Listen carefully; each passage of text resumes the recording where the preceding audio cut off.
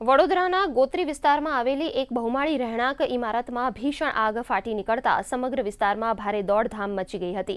ISKCON heights નામની 10 માળની ઇમારતમાં આગ એટલી વિકરાળ હતી કે ઇમારતના ઉપરના માળ સુધી જ્વાળાઓ દેખાઈ રહી હતી. આગની ગંભીરતાને જોતા વડોદરા ફાયર બ્રિગેડ દ્વારા તાત્કાલિક મેજર કોલ જાહેર કરાયો હતો. ઘટનાની જાણ થતાં જ વડોદરાના અલગ-અલગ 3 ફાયર સ્ટેશનોની ટીમો ફાયર ફાઇટરો સાથે ઘટના સ્થળે દોડી ગઈ હતી. આગ લાગવાનું ચોક્કસ કારણ હજુ સુધી જાણી શકાયું નથી, પરંતુ પ્રાથમિક અંદાજ મુજબ શોર્ટ સર્કિટને કારણે આ દુર્ઘટના સર્જાઈ હોઈ શકે છે.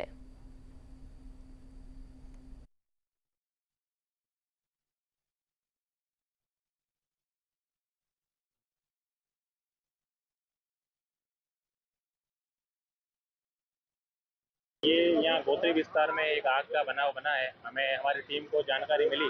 जानकारी मिलते ही तुरंत नज़दीकी फायर स्टेशन से टीम हमारी यहाँ टाइम पे पहुँच गई थी। अभी लगभग आग बुझा दी गई है।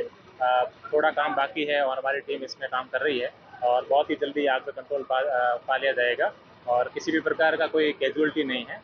और अभी हमारी कार्यवाही है फायर टीम की वो जारी है। अभी प्रथम दृष्टया ये जानने को मिला है कि किसी एसी के डक्ट में शायद स्पार्क की वजह से, इलेक्ट्रिक स्पार्क की वजह से ये घटना बनी है। अभी इसकी तह तक जाएंगे कि कारण क्या है, उसके बाद में इसका जो भी एनालिसिस है वो किया जाएगा।